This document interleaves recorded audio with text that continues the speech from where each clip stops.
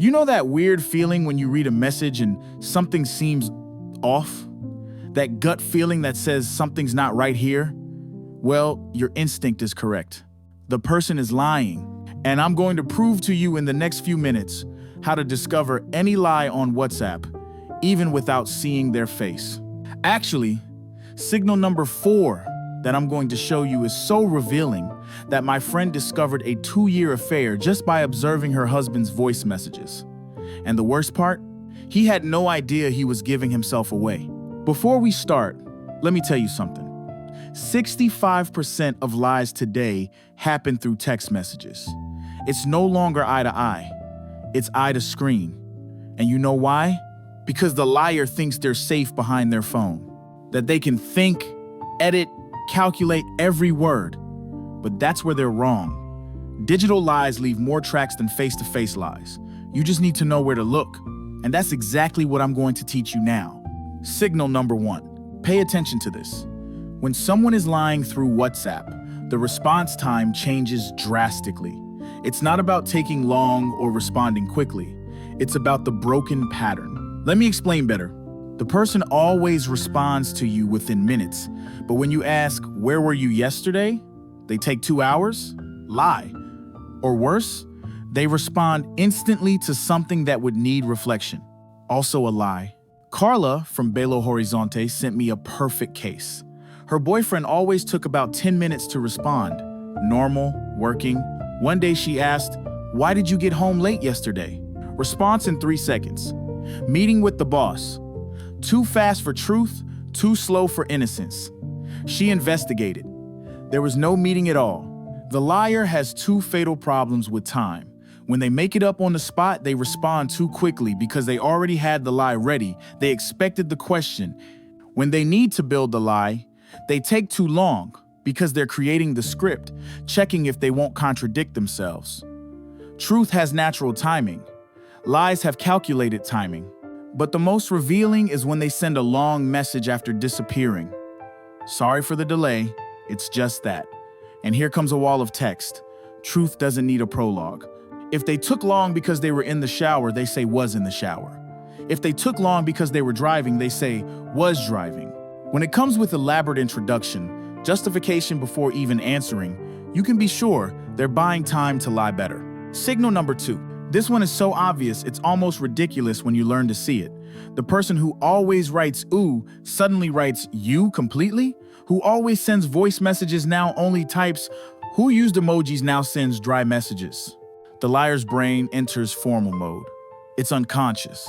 They think being more correct will be more convincing. Pedro always sent messages like this to his friend. "Cool, bro, come over." When he lied about borrowing money. "Good afternoon. Regarding that matter you mentioned, I have no knowledge of what you're referring to." Turned into a legal report out of nowhere. Why? Because lying makes the person insecure, and insecurity generates formality. There's another killer pattern. Excessive punctuation. The person who never uses commas suddenly becomes Shakespeare. "Look, I was yes at the location I mentioned. Besides, they can confirm, if you want, I have nothing to hide." Each comma is a pause to think of the next lie. Each period is an attempt to seem serious. And the opposite reveals too. The super articulate person who suddenly writes telegrams. "No, didn't go, don't know." When someone drastically changes their writing style, the alarm has to go off. Either they're lying or they're panicking. Usually both. Signal number 3. Truth is simple. Lies are Netflix. When someone is lying through WhatsApp, they turn a simple answer into a soap opera script. You ask, "Where were you?" Normal answer, "At the store." Liar's answer, "I went to the extra supermarket on Brazil Avenue. There was a detergent sale. It was very crowded. The line was huge. I met Maria from the gym. We talked about the new spinning instructor." Why do they do this? Because they think details give credibility. But it's the opposite. Too many details are desperate attempts to convince. Juliana from Porto Alegre told me she asked her husband if he had gone to the football match. He sent 47 lines. 47 lines! Described every play of the game, what he ate, who he met, the traffic on the way back. She went to check. The game he described was from 3 weeks ago. He had memorized everything from YouTube. There's a golden rule here. If the answer has more than 3 pieces of information you didn't ask for, suspect it. I went to the bank is truth.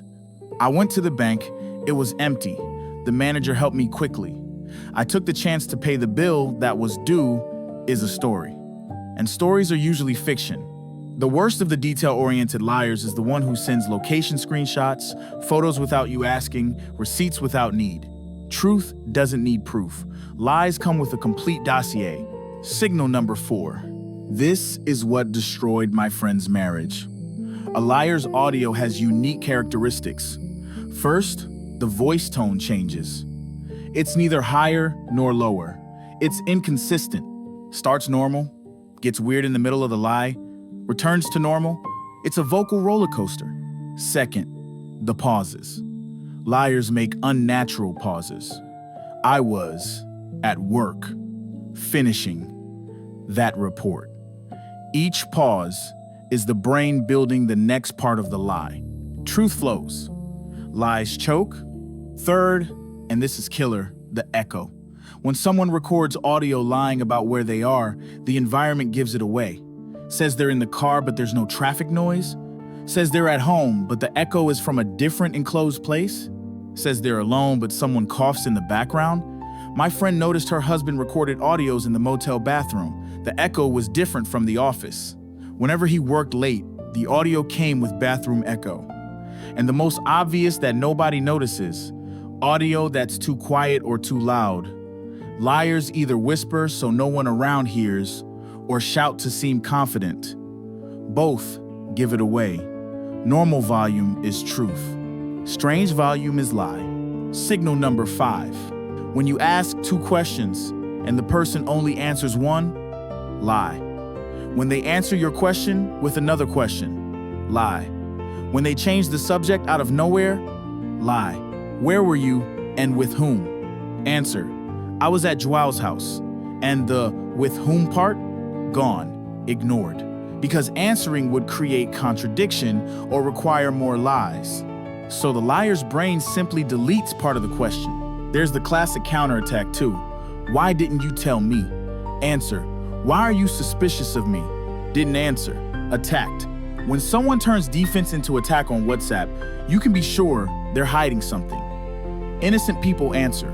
Guilty people question. And the most pathetic of all, the emoji instead of an answer.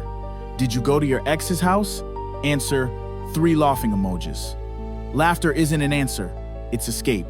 Emoji doesn't substitute explanation.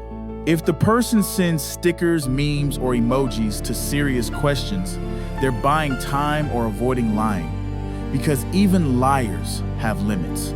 Sometimes it's easier to send a little heart than to invent another story. Signal number 6. If there's one thing liars love, it's swearing. I swear to God, I swear on my mother, I swear on my child's life. Truth doesn't need divine witness. Truth exists alone. When someone invokes superior forces to validate a WhatsApp message, it's because the message doesn't stand on its own. Same thing with believe me, trust me, you know I would never lie. Those who never lie don't need to remind you of that. It's like someone saying, I'm honest. Honest people don't say it, they demonstrate it. On WhatsApp, it's the same thing. The more the person tries to convince you to believe, the less credible the story is. Patricia from Salvador told me a classic case. The boyfriend, love, I swear on my grandmother's soul who was in heaven that I didn't go to the party. She went to check Instagram. He was in every photo from the party. When confronted, I swear I don't remember going. Swore twice, lied 3 times. Signal number 7. This last one is the most subtle and the most revealing. The person views and doesn't respond. But it's not the normal vacuum, it's the calculated vacuum. They saw it, disappeared, and you see they're online. Sometimes, even typing appears and disappears. Appears again, disappears. Sends short message after 10 minutes of typing. You know what happened? They wrote the lie, deleted it, wrote another, deleted it, tried audio, gave up until they sent something generic. All this time online without responding is the brain at war. Truth responds or doesn't respond. Lies stay in limbo, rehearsing, and the worst scenario of all. When they send a message and delete it quickly, deleted message is a confession of guilt. Sent the truth by accident, a lie that didn't sound good, doesn't matter. Deleted message is a red flag, especially if it comes followed by a new version. Sorry, sent it wrong. What I meant to say was, no, you said exactly what you wanted. You just regretted it. Now that you know all these signs, let me tell you the most important thing. Everyone lies. Small lies, big lies, lies to protect, lies to destroy. The question isn't whether they're lying to you. It's what you're gonna do with this knowledge. Confronting isn't always the best option. Sometimes knowing is enough power. You observe, take note, and wait. Because liars always give themselves away. It's just a matter of time. And one last warning. Now that you know how to detect lies, you'll start seeing them everywhere. In your partner, in your friends, in your family. This knowledge is a weapon. Use it wisely. Because sometimes the lie you discover can destroy something that the truth couldn't rebuild. If this video opened your eyes, share it with that friend who needs to see this today. You know which one, right? The one whose boyfriend is always working late. And if you identified any of these signs in your conversations, comment down below. Just put the number, no need for details. We understand. And remember, you're not paranoid, you're alert. And alertness saves hearts.